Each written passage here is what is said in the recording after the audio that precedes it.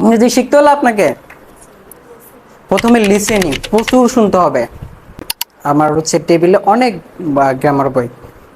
আমি কি করেছি, ভিডিও দেখেছি এবং পজ করে করে আমি কিভাবে বলছে, ওই শব্দটা কিভাবে বলছে ওটা বলছে, ওই বাক্যটা কিভাবে বলছে আমি বলার চেষ্টা করেছি।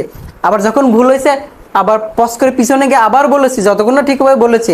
একটা ভিডিও আমি 1 সপ্তাহ ধরে একটা ভিডিও শেষ করেছি 10 মিনিটের, এবং ওই ভিডিও দিয়ে আমি ভিডিও মেক করেছি যে আমার কোথায় ভয়েসিং এর সমস্যা, কোথায় আমার প্রনাউন্সিয়েশনের সমস্যা, বা আমি কমিট বলতে পারছি।